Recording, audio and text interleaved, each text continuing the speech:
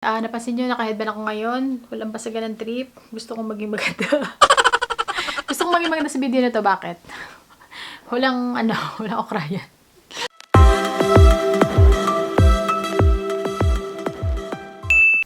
Hello everyone! Welcome back again to my channel, and this channel is all about travel, adventure, visa tips, and architect's life. And for those who just came across with my channel, thank you very much, and please don't forget to like and subscribe. And my topic for today is things that I hate and love in Ireland.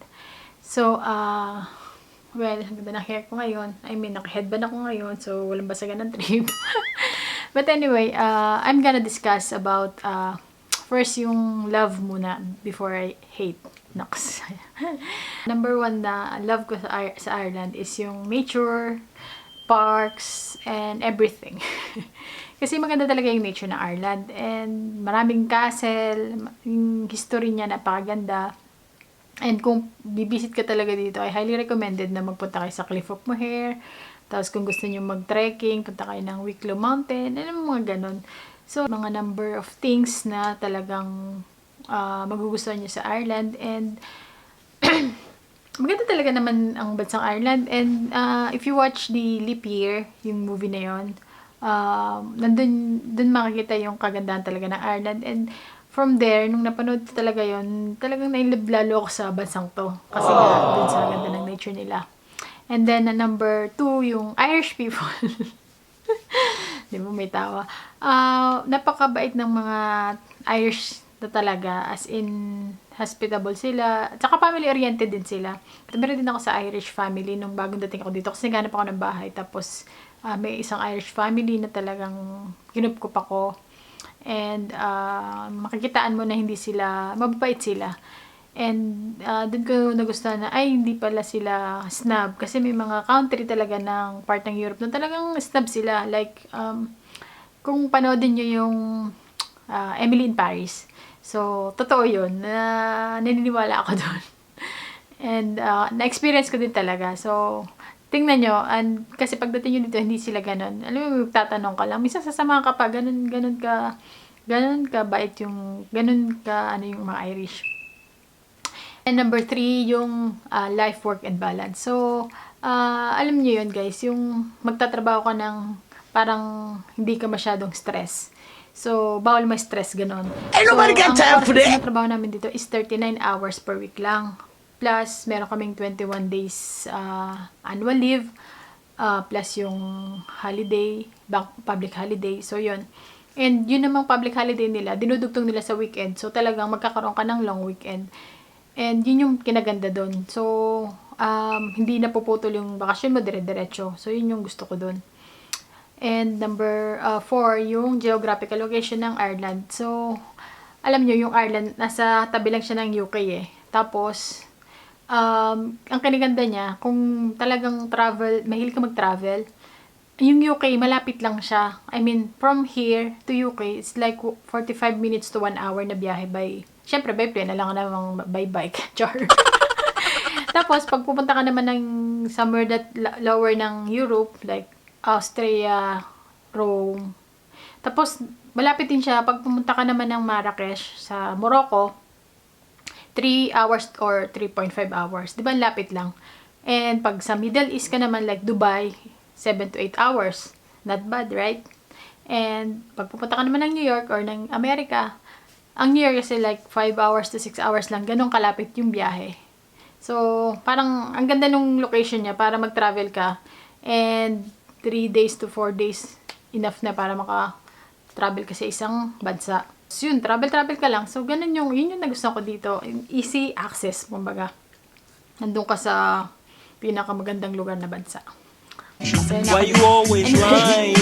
Ang hate ko ay, number one talaga, ang hate ko yung weather. So, hindi ka pwedeng pumorma ng pang-summer, bigla kasing lalamig. So, na-experience dito na talagang in 1 day 4 season.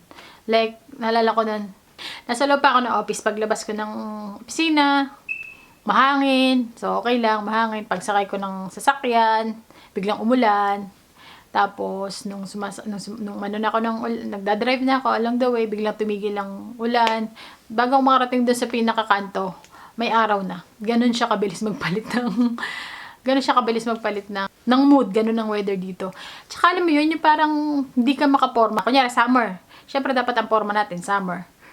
Pero, hindi ganun mangyayari. Kailangan magdala ka ng jacket. Otherwise, baka mamaya biglang mag-winter. Ganun siya ka-bipolar. Ganun ka-bipolar yung weather dito.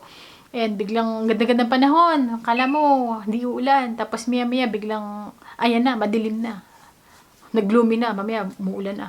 So, alam mo yun, nakakasira ng, alam mo yun, ng mood. Kasi gusto mo ganito yung mood, biglang na iba. So, yun yung ayoko dito. And yun nga, maulan, gloomy. And syempre, pag gloomy, malungkot, laging madilim. So, yun yung isa sa mga hate ko. And yung cost of living. So, meron akong video about cost of living. So, if you watch that video, kung bakit mataas kasi yung cost of living dito. And syempre, as an expat, nag-a-adjust tayo dahil mahal ang bilihin. And, yun lang. Just watch those just watch that video para maintindihan nyo kung ano yung meaning ko. And transportation system. So, yun. Transportation, napakadalang ng bus. Alam nyo ba, nung wala pa akong kotse, nag-abang ako ng bus, 1 hour, ganun. Tapos, pag winter pa, umuulan, so, bababasa ka, tapos, aawa ka sa sarili mo, kasi basang-basa ka na ulan, tapos malamig, yung mga ganung feeling ba. O kaya, matagal yung bus, pero kung aabangan mo, meron naman silang app na parang andun yung time ng bus. Kaya lang minsan, pag na-late ka na punta sa bus station, like 2 minutes, 3 minutes, wala na. You have to wait another 30 minutes to 1 hour na naman for the next bus. So, yun yung ayoko. I'm talking about outskirt ng Dublin, hindi mismong city center. City center, syempre, maraming access doon ng transportation. Unlike katira kami sa outskirt ng Dublin, mahirap talaga mag-bus. And, isa pa, yung shopping mall. So, syempre, galing ako sa Middle East. Nakita ko talaga yung pinaka-high-end na shopping mall sa Dubai. Pagdating dito, simple lang naman. Wala nang problema sa akin maging simple yung mall. Pero, yung magka-close ka lang ng 6 o'clock, wala kang ibang pupuntahan. So, may oras yung, pinaka-late nila, 9 p.m. So, pagka Wednesday, Thursday, I think Friday included, 9 p.m. yung close nila. Pagdating ng Thursday and Friday, Friday and Saturday and Sunday, 6 p.m. yung close nila, 6 p.m. until, I think, Tuesday. And, isa pang ayoko dito is yung house shortage. So, for those who don't know, ang Ireland may house shortage. So, pahirapan talaga maghanap ng bahay dito. Hindi siya like katulad sa ibang bansa na parang magbibisit ka, kuhanin mo, and okay na. Dito hindi. Pag nagpunta ka, pag may viewing, hindi lang isa o dalawang pamilya. Na-experience ko, kami, mga 20 kaming nakapila para tumingin dun sa bahay. Tapos, ang pangat pa doon is lahat interesadong kuhanin yung bahay. So, alam mo yun, yung kompetensya sa bahay, sa paghanap ng bahay ay malaki. So, guys, kung pupunta kayo dito, kung maghanap kayo ng bahay, Diyos ko, guys, sipag-sipagan nyo talagang paunahan sa paghanap ng bahay. Hindi siya ganun kadali. And yun mostly ang reklamo ng mga tao. And ako, na-experience ko din na ganun. Kaya nga yung company namin nag-provide ng bahay. Kasi nga, alam nila kung gaano kahirap maghanap ng bahay dito sa Ireland. But anyway guys, nasabi ko na lahat. But thank you for watching. And I hope you like this video. And if you have any questions, please write down in the comment section. And sinasagot ko naman talaga kapag mayroong mga question. And see you for my next video. Bye-bye.